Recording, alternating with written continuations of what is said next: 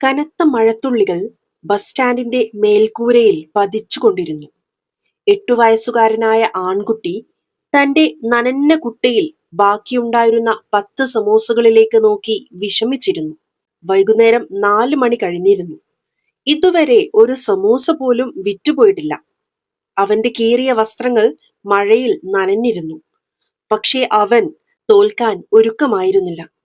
സമൂസ എടുത്തോളൂ, ചൂട് സമൂസ, അവൻ തന്റെ നേർത്ത ശബ്ദത്തിൽ വിളിച്ചു പറഞ്ഞുകൊണ്ടിരുന്നു. ബസ് സ്റ്റാൻഡിലിരുന്ന യാത്രക്കാർ അവനെ നോക്കി മുഖം തിരിച്ചു.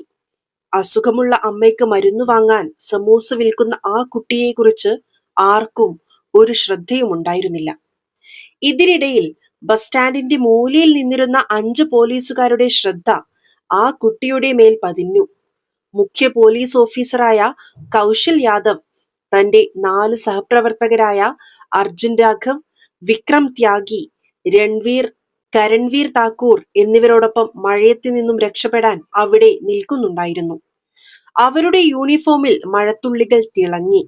പക്ഷേ അവരുടെ മുഖത്ത് ഒരു ദയയും ഉണ്ടായിരുന്നില്ല. നോക്കൂ, ഈ ചെറിയ കുട്ടി സമൂസ വിൽക്കുന്നു, കൗശൽ യാദവ് തന്റെ കൂട്ടുകാരനോട് പറഞ്ഞു. എന്തുകൊണ്ട് നമുക്കവന്റെ സമൂസകൾ സൗജന്യമായി കഴിച്ചുകൂടാ? ബാക്കി 4 പോലീസുകാരും ഒരു ദുഷ്ട ചിരി ചിരിച്ചു. എടാ ചെറുക്കാ, ഇങ്ങോട്ട് വാ, കൗശൽ യാദവ് കുട്ടിയെ കൈകൊട്ടി വിളിച്ചു. കുട്ടിയുടെ കണ്ണുകളിൽ പ്രതീക്ഷയുടെ തിളക്കമുണ്ടായി. അവൻ ഓടിച്ചെന്ന് അവരുടെ അടുത്തേക്ക് ചെന്നു. സാറേ, എത്ര സമൂസ വേണം? ഒന്നിന് 10 രൂപയാണ്, കൗശൽ യാദവ് ആംഗ്യം കാണിച്ചു. അർജുൻ രാഘവ് കുട്ട മുഴുവൻ തട്ടിപ്പറിച്ചു. 5 പോലീസുകാരും ആസ്വദിച്ച് എല്ലാ സമൂസകളും കഴിച്ചു തീർത്തു. കുട്ടി പണം ചോദിച്ചപ്പോൾ അവൻ ഉറക്കെ ചിരിച്ചു.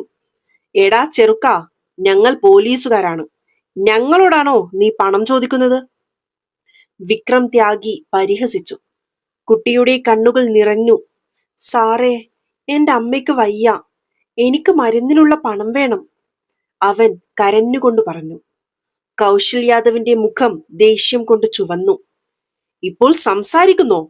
ഓടിപ്പോയി ഇവിടുന്ന്, കുട്ടി അവരുടെ കാൽക്കൽ വീണു. സാറേ, പകുതി പൈസയെങ്കിലും തരൂ. അപ്പോൾ കൗശൽ യാദവ് ദേഷ്യത്തോടെ കുട്ടിയുടെ നെഞ്ചിൽ ശക്തിയായി ചവിട്ടി.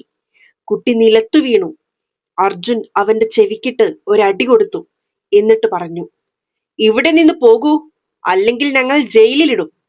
അവൻ ആരുടെ സമൂസയാണോ വിറ്റിരുന്നത് ആ സമൂസക്കാരനും പറഞ്ഞു. സാറേ, ഇത് പാവം കുട്ടിയാണ്, ഇവന്റെ പണം കൊടുക്കൂ.